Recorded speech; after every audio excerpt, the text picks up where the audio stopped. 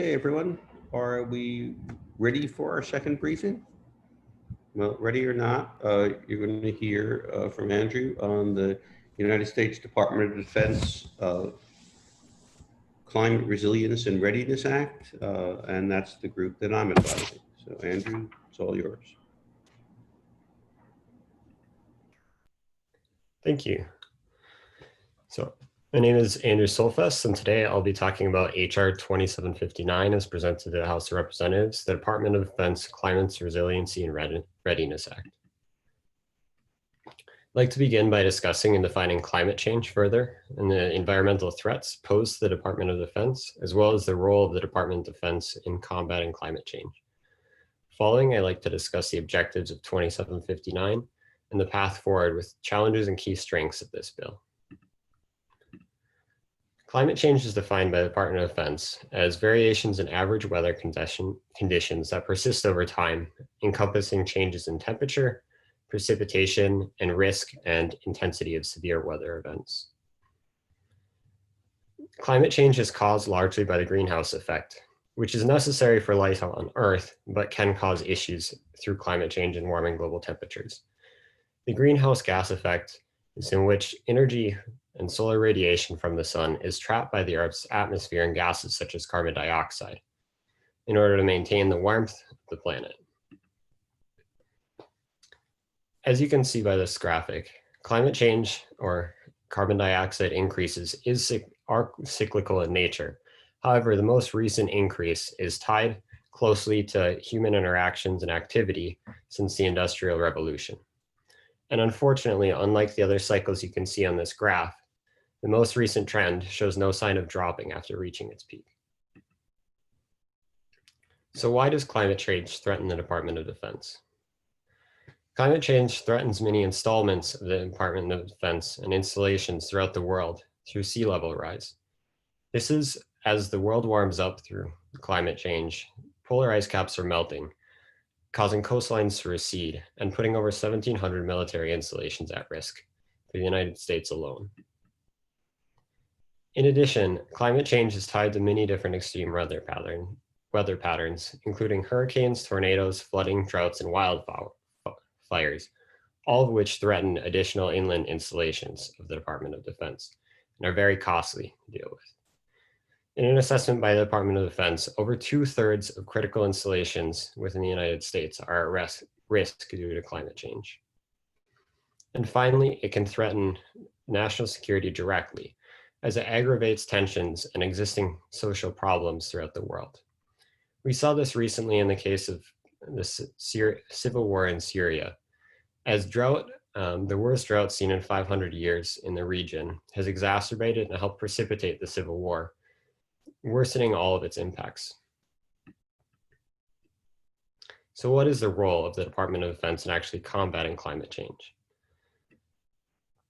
So the Department of Defense, being such a major part of the federal government, is responsible for 77% of its energy consumption.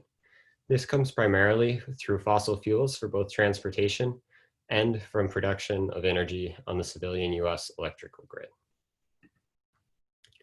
All of these fossil fuels combine to make the DoD responsible for over 59 million metric tons of carbon dioxide produced each year. While this is actually a decrease in the last decade, it still puts the United States at producing more energy from using more energy from its Department of Defense than most countries in the world.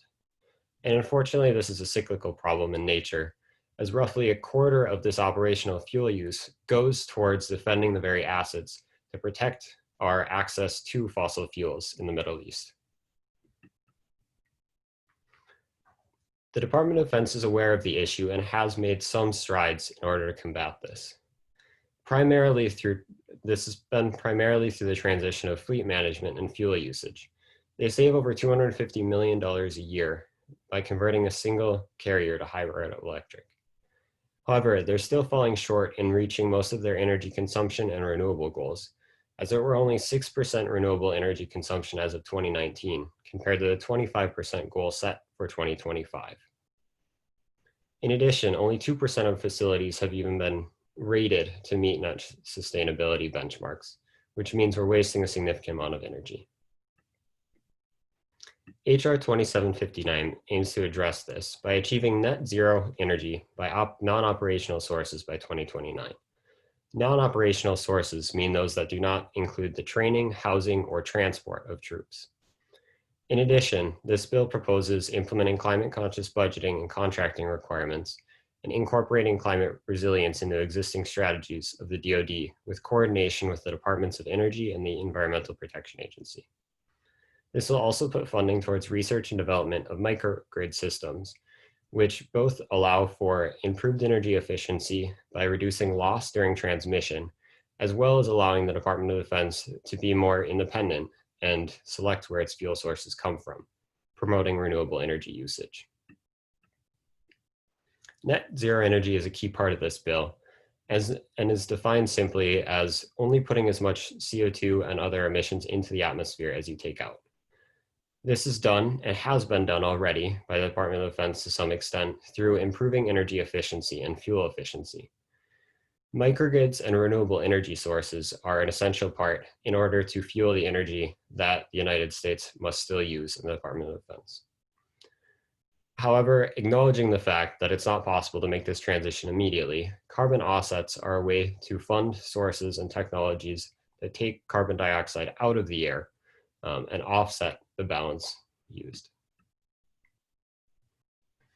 Moving forward, there are both severe challenges politically and key strengths of this bill. Primarily, as we can see with the current administration and within Congress, there's a great deal of political opposition. The graphic shown illustrates by percentage the states that have representatives which receive funding from sources that either outright deny climate change or discourage its mitigation. In addition, the Department of Defense acknowledges that there is a lack of environmental stewardship and coordination in climate change mitigation. They're dealing with the symptoms currently, but not actually the problem. However, the Department of Defense is still a key strength of this bill, as national security and the fiscal savings through energy efficiency are both bipartisan goals, and the Department of Defense, with its extreme spending power, can make a huge difference on combating climate change.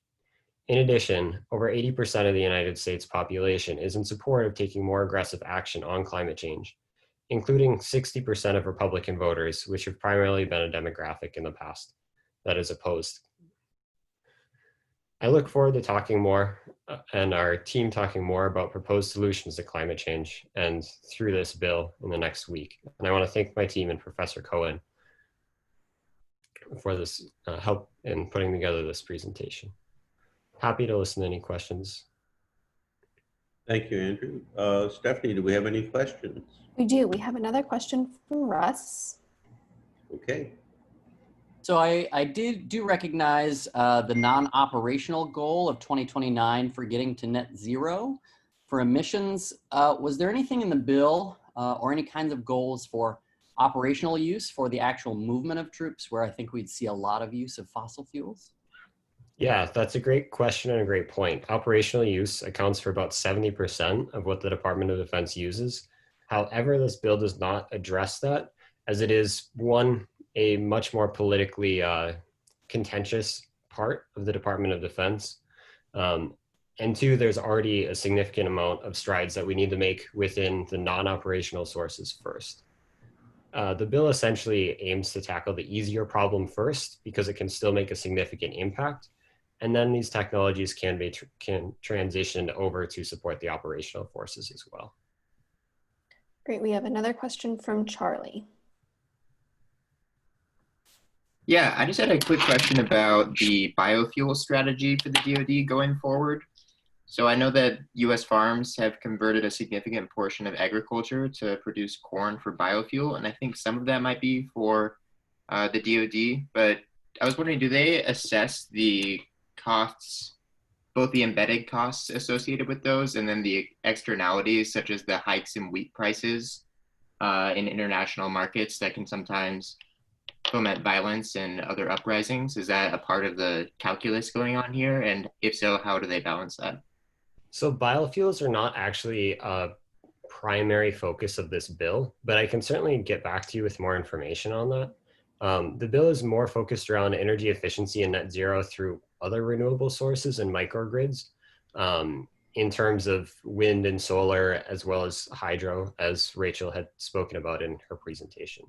But I can certainly get back to you with more information on how they're integrating biofuels. All right, we have time for one more question if you guys want to raise your hand or type it in. All right, I think that's it. Okay.